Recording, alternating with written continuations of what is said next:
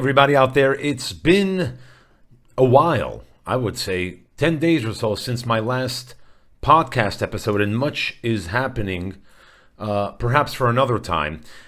But I'm excited to be jumping back into the podcast world and publishing this episode 26. As we are in preparation mode, we are within the counting of the Omer. We are at the tail end with Shavuot, the 49 days into the 50 of Shavuot, one of the three festivals mentioned in the Torah. And there is a tradition that teaches that during these days, we are in sort of a corridor. Some might call it a holding pattern, but we are in a space of learning from Exodus, and that is Passover, having experienced revelation and freedom and so on, and towards the receiving of the Torah. So we're in this process of learning, of preparation, of refinement, of becoming worthy of receiving Torah. And as I said in the past, Jewish customs and tradition and law are very much centered on experientialism. Experiencing things, and as a result of that experience, we learn, we grow, we transform. So during this period of time, we're walking forward step by step, one step at a time, towards Matan Torah, the receiving of the Torah at Sinai, which happened at Sinai, the Sinai mountain. This is the holiday of Shavuot. Again, one of the three pilgrimages that we make, the three festivals that are mentioned in the Torah, the others being Sukkot and Passover. So this is the moment our people stood throughout the generations at the mountain, and together we said, Na'aseh v'nishma, we will do and then we will hear, or we will understand. Sometimes it's through the experience of doing that we understand. It's a kind of wisdom of the heart versus an intellectual exercise of trying to comprehend and understand things. And there is a tradition that during this period of time we study what's known as Pirkei Avot, or the ethics of the fathers, where we study a chapter every week towards each Shabbat. There are 6 chapters, cycling through the wisdom of the sages of blessed memory, HaChachamim Zichronam Levracha, the sages of blessed memory, not because it's required, but because tradition understands or teaches us that the arrival at Sinai, if you will, the experience of revelation, of receiving the Torah, by the way, the number one bestseller in human history. Everywhere you go, there's a Bible. Every hotel in the States or motel, you open up a drawer and there's a Bible in there. You have to arrive at that space and place of receiving, of revelation, prepared.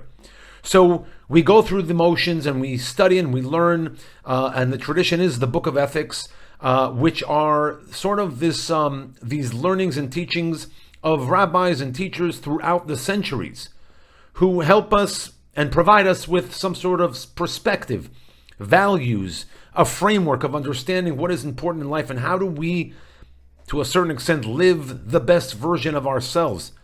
And so in this episode, I want to present one teaching, one man, Ben Zoma, who asked 4 questions that kind of cut straight to the heart of what it means to be a human being and what it means to carry hope as part of this podcast. Carry hope as an active practice, being a practitioner of hope versus a spectator and standing on the sidelines versus just sitting around, being active in manifesting a life that is of value and meaning into a future, a destiny that our children should receive that is better.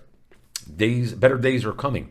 So in this Pirkei Avot, chapter 4, which I want to mention, Mishnah 1, Ben Zoma, who is a sage of the Talmudic era, a student who never necessarily became a rabbi in the formal sense as we know it today, and yet whose 4 questions are among the most cited teachings in lots of rabbinic literature. He asks, who is wise?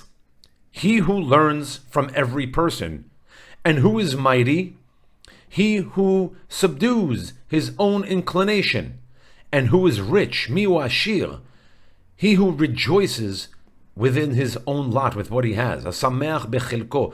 And these questions and the answers that refuse the obvious. The world might say the wise man is the one who knows much or knows the most. The mighty man is the one who defeats his enemies. And the rich man is the one who has accumulated most, materialism. Ben Zoma looks at all of this and says, well, you have it wrong. That's actually not the way to go about things. So he who learns from every person, mikol adam, right, from all people have learned, not from the most educated, not from the most credentialed, but from every person you meet. And there's this, understanding this value that we learn about also. Every person in your life, every person you meet in your life is kind of like a shaliach, an emissary to your life, perhaps from the universe, from the heavens, from God. And we're required to consider who it is that we're standing before. Why are we meeting this person in our lives? What are we supposed to be learning from a conversation we have that might last no longer than a minute, or perhaps a friendship that may last an eternity or less? Nonetheless, there is lots to learn. And Ben Zoma, he grounds this verse from Psalms. Mikol milamdai hiskalti, from all who have taught me, I have gained understanding. From all from whom I have learned, I have ascended and I have gained an understanding of things. So what's embedded in this phrase doesn't say that I learned from my teachers. It says from all who have taught me. And the sages, they read this expansively. Anyone who has ever shown you anything, opened any window, offered any perspective, well, that's a teacher. That is someone you have learned from. Someone who has offered you an opportunity to grow. Perspective, perhaps. And this is a radical democratization of wisdom. It's not naive. Ben Zoma is not saying all ideas are equal. He is saying that all people, every person you meet, carries something worth learning. Maybe also learning things that we're not supposed to be doing or acting like, right? And so every person you meet, whether it's the janitor in your school, whether it's a child who you meet at a birthday party, the person with whom you disagree most sharply, a stranger on a bus, your mailman or woman, right? The adversary across the table. Anyone you meet is an opportunity to pause for a moment and learn. And so why does that matter for our project of hope, for the anchors of hope? Because hope, real hope, I believe, is not something that you possess alone. It is something you build in community, something you build through an encounter, through the accumulated wisdom of a people across time, the people you meet, the experiences others have. And one of our anchors is Amiyut, Jewish peoplehood, Am Yisrael. Ben Zoma is telling us that peoplehood is not just a demographic fact. It's not just something we take for granted. It is a certain posture we take. We are wise precisely insofar as we are open to one another, listening to the other. And you've heard of this term, the October 8th Jew. Well, the October 8th Jew was a person who was awakened by the crisis of October 7th and the reaction of humanity, of society that we live in, to that atrocity, to what happened on October 7th, awakened by crisis into active identity. And this is a person who cannot afford the arrogance of thinking they already have all the answers, because it is interesting to see how many of our friends and all of us following what happened then, soon it'll be 3 years, this October, 3 years, so just about two years and 8 months, all of us are asking questions. That moment of awakening is also a moment of opening, an opening to learning something, to being in dialogue with everyone. And so his next question that he asked, who is mighty? He who subdues his own inclination. In the Hebrew word gibbor is a warrior. And Ben Zoma takes one of the most charged words in the Hebrew language and he inverts it. He points it inward. He cites Proverbs. Tov erech apayim migibor. One who is slow to anger is better than the mighty warrior. And one who rules his own spirit, who can control him, her, herself, is better than one who takes an entire city, who can conquer or destroy. So try to think about that image for a moment, taking an entire city. And in the ancient world, and we have to put our lenses on, we have to try to understand some of these teachings through the perspective of those who lived in a world where there was no traffic lights, no technology, no paved streets, in a different world, in an ancient world, where the conquest of a city was the pinnacle. It was the pinnacle of military achievement. And the proverb says, ruling your own spirit is harder, more worthy of admiration, more genuinely powerful than destroying or taking over an entire city. The yetzer, the inclination that we have, is not simply the evil impulse in its simplistic cause or sense. It's the tradition understood as the raw energy. The inclination we have is raw energy of being a human, the drive, the hunger, the reactivity, being reactive to things. And it can destroy if we don't stop, if we don't pause for a moment. But it can also be channeled. It can be channeled into one who might rather be open to learning, to giving, than being mighty and controlling over others or other things, I should say. And this is where I want to take you to feel that perhaps connection to what we're trying to build during this period of time as we anticipate Matan Torah, Shavuot. We are living in a moment when reactivity is the default. Social media rewards it. The news cycle feeds it. The geopolitical situation around us demands it, and demands it constantly. We're constantly in reactive mode. And the temptation, the very human temptation, is to let our fear, our anger, our grief become the engine of our reaction. Ben Zoma says, the mighty one does not let the engine run the car. The mighty one drives the car, controls the car. We all have an ego. The word in Hebrew for steering wheel is ege. And in English, it's ego. And if we don't control our ego, it controls us, and we might get into an accident in life. The same thing goes with driving. When we're driving our car, there is an ege, in Hebrew, steering wheel. If we don't control that steering wheel, then too, we might get into a car accident. And so it's important that we control that drive, that human engine to react. Active hope, you see, and the kind that we are anchoring ourselves into, requires a sort of inner sense of mightiness, of gibbor, of gvura. It requires the capacity to feel the full weight of what we are living through and what we choose to do, despite and because of it, towards building a future that is better. Being active agents in deciding how it is that we react to things. And in his third question, who is rich? Mihu hu ashir, he who rejoices in his lot. Hasameach bechelko is what Ben Zoma says. And this is perhaps the most counterintuitive of the three, and perhaps the most relative to us all during this time.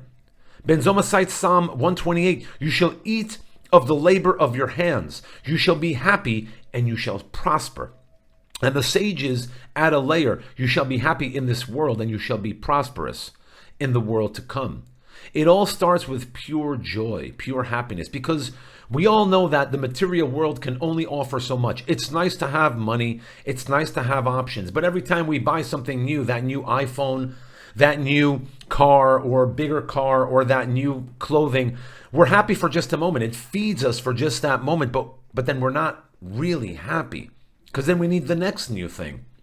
So true happiness is someone hasameach bechelko, someone who is happy with their lot, with what they have, who are appreciative.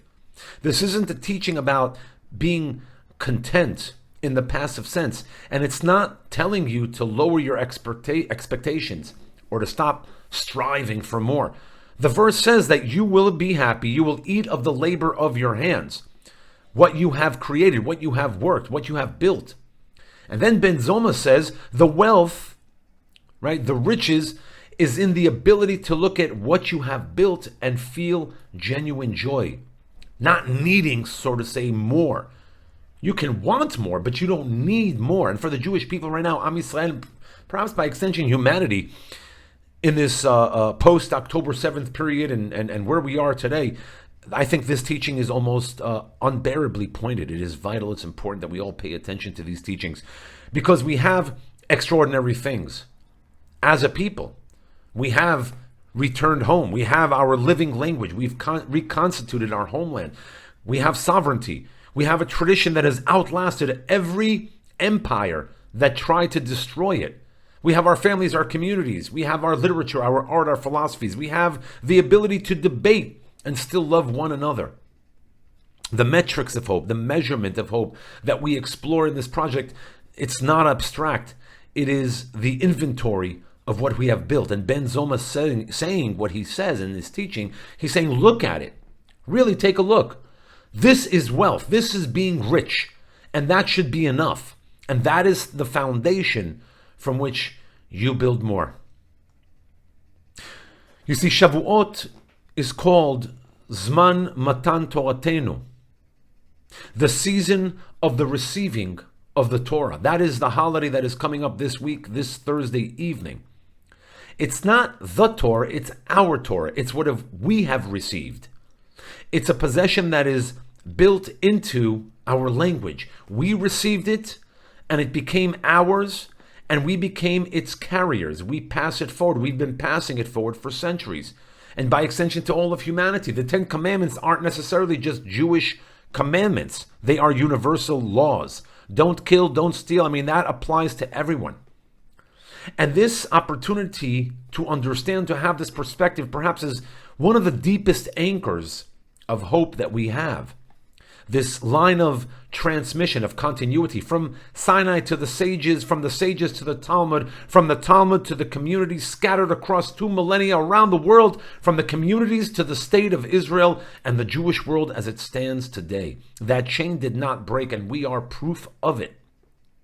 So we are soon approaching Shavuot, and this year I want to offer everyone an invitation. I want everyone to join us and to take Ben Zoma's question seriously, not as a quiz, but as a practice. Spend some time identifying what you are most joyous about, appreciating what it is that you have, your friends, your family, your partner in life, your children, those who are closest to you, the things you have which are important to you, and appreciating them for what they are, appreciating what it is that you have, not what you don't have, right? They call it the glass half full.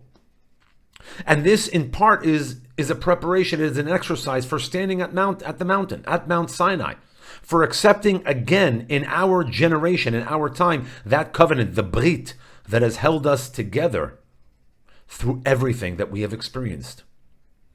Chaverim, friends out there, Shavuot is coming, and the Torah is waiting to be received by us. And we are walking towards it one day at a time, one anchor at a time.